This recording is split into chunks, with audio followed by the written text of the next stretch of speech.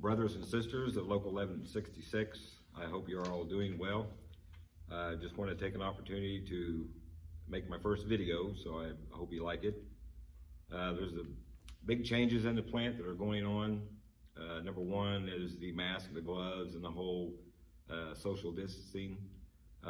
There's a lot of changes at the turnstiles. There's going to be a lot of changes in the break rooms.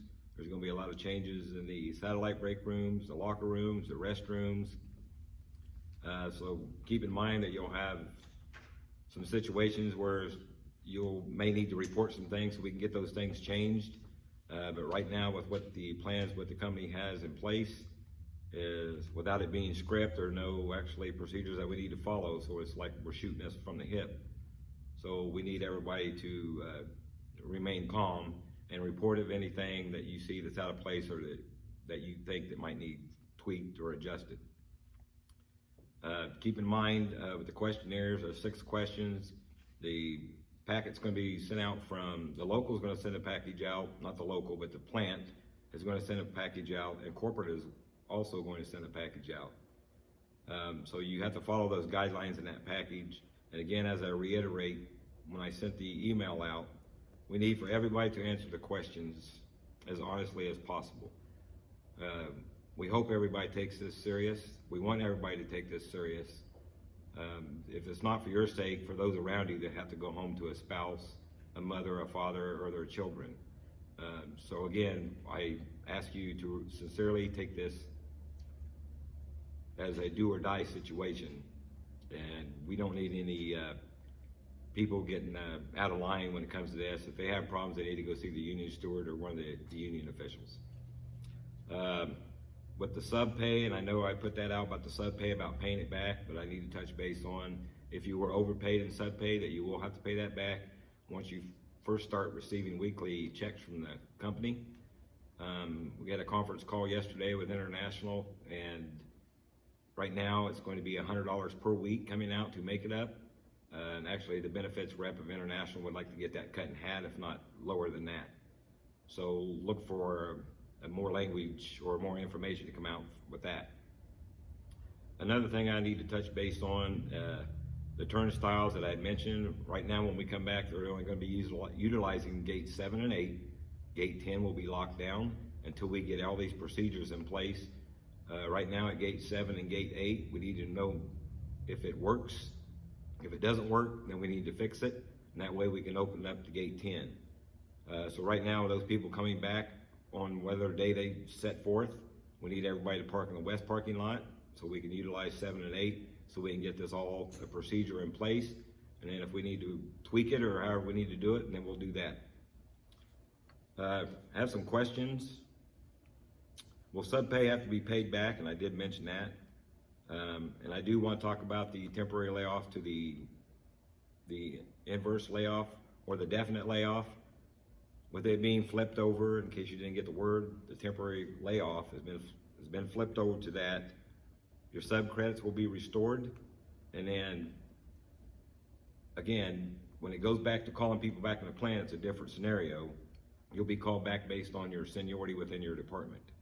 So keep in mind that you may have to, if they canvass you and you go by seniority, you're normally on 3rd shift, you may have to work 1st shift or you may have to work 2nd shift until there's more people come in, and then you can go back to your previous shift that you normally work.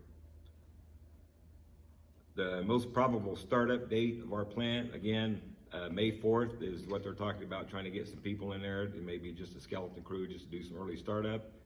And then after that, it should be the 11th, the 18th, the 25th, and on. They're going to just keep adding on. But keep in mind, there's some of those machines in there that probably won't start up because there's no need for the product right now.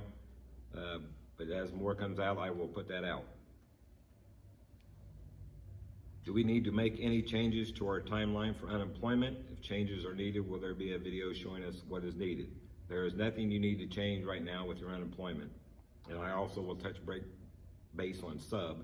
Right now, between the $390 and the $600, you're making more than what your sub, the normal 40-hour week would pay. So the sub, you know you're not going to get paid the sub. Do you still file the sub? I'm going to leave that up to you because I'm not going to tell you what to do. But if you file for it, they're going to deny you anyway, so take that as it may. Okay, well, how will breaks be handled in the smaller break areas? Again, they're trying to divide some of these areas up with plexiglass. When you go to the cafeteria, the round tables, for instance, are going to be divided in three. If you sit down and eat your lunch, they're going to ask you to eat, get up, so caravan employee can come in there and clean the area and disinfect it so the next person can go sit down and eat. So we can't have people lollygagging around at the break areas in the cafeteria to give everybody the opportunity to eat their lunch. The satellite break rooms, we're still working on that, but I can guarantee you there's not going to be more than maybe 3 people, or however you can do it. It's got to be 6 feet of social distance. The locker rooms are the same thing. We're working on that. They did shut the showers down, but we got those reopened because we know how much the showers mean to especially the trades that get dirty during doing their work. And one of the questions, can be called back during a different shift? Yes, you can. It goes by the department and by your seniority within that department. Scheduled start times, again, Brian Cottingham's got to sit down, and Terry Kingseed's got to sit down with Heather Nackey, and they've got to come up with a way to come up with scheduled times to start. It may go by department, it may go by support groups, it may go by, trades are probably going to be the same. Department 1100, it may just go by an area. 8-speed come in and start at this time.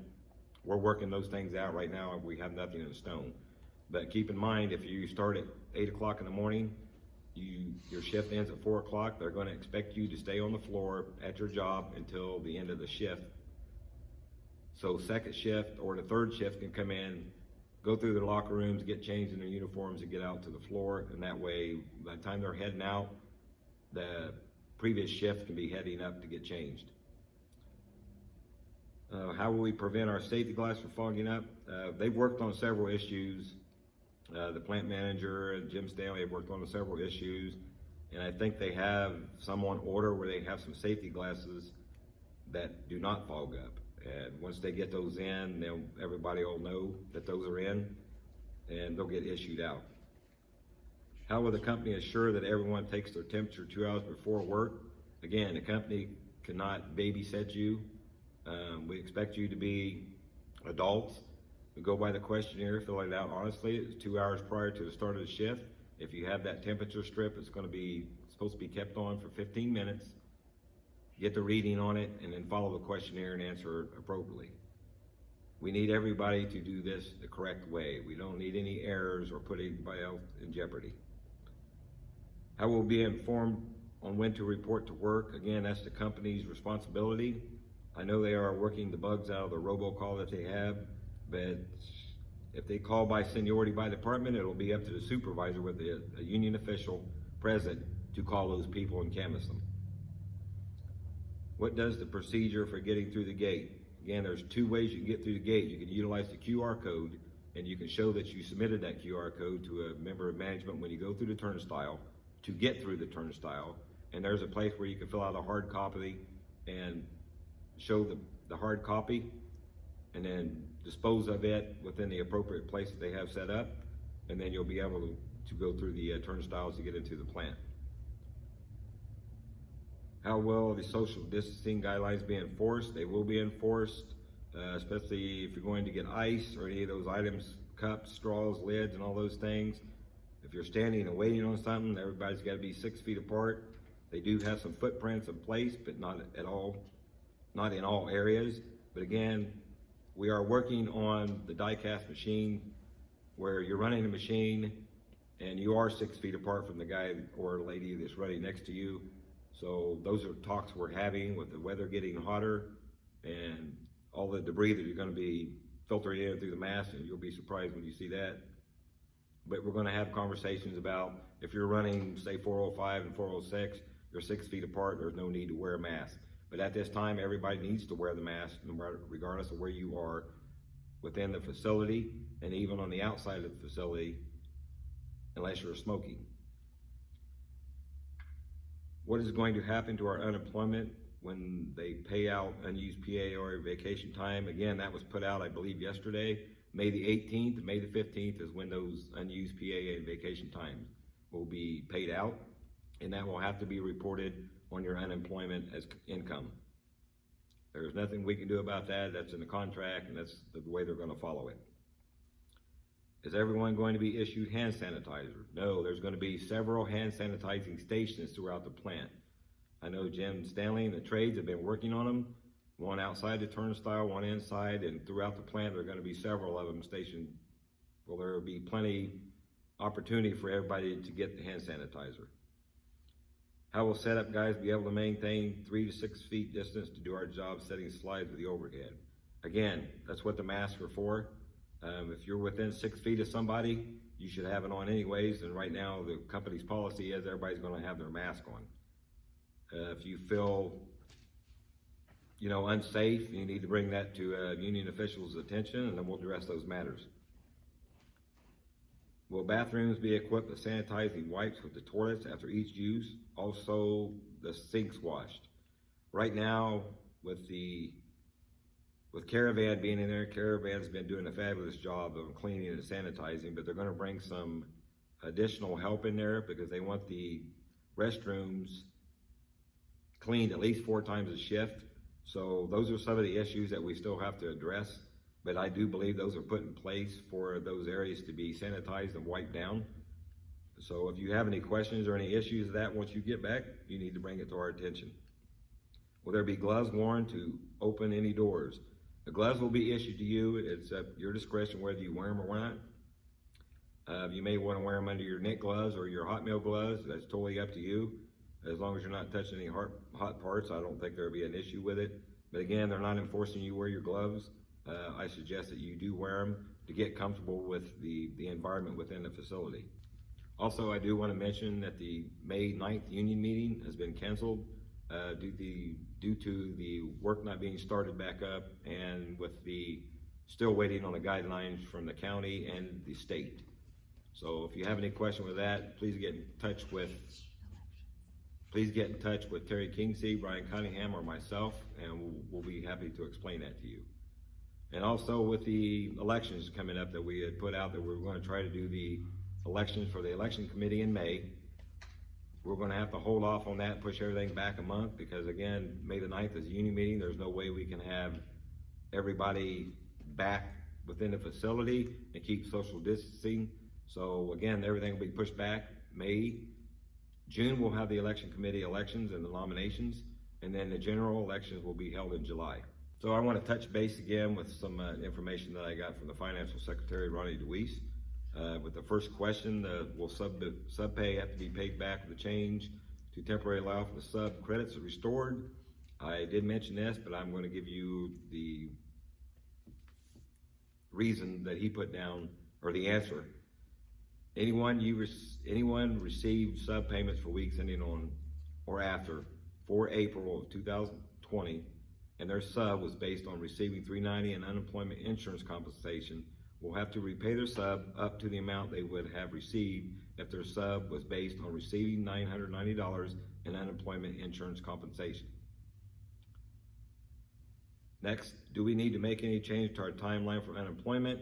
I went over that. No changes need to be made to your unemployment timeline. Keep filing your weekly unemployment claims until you return to work. And the next, down on when we have about the PAA, the unused PAA and vacation payout on the 8th and 15th of May. When paid for PAA or vacation, the compensation will have to be reported when you file your weekly unemployment voucher. The questions that states, will you receive any unreported non-wage payments from any of the employers listed below? You need to answer yes, and I believe you put that amount down. Yes, you put the amount down. Again, if you have any questions over anything that I went over, and I apologize if I rambled on too quick, the second video will be better. And I hope everybody continues to keep safe. Again, if you have any questions, you can call myself or you can call the Union Hall. Again, keep in mind when you come back to the plant, there's going to be a lot of changes, a lot of getting used to, and it's going to be very difficult at first. But again, if you see something that you think that could work better, please let me know so I can bring that up and we can get those things fixed. If you have any other further questions, please email those questions to the Education Committee Facebook page, and I'll get with Dwayne and or Hannah, and then we'll get those to me. And then again, somewhere down the road, probably next week, we'll have another video and we'll answer those questions. Thank you.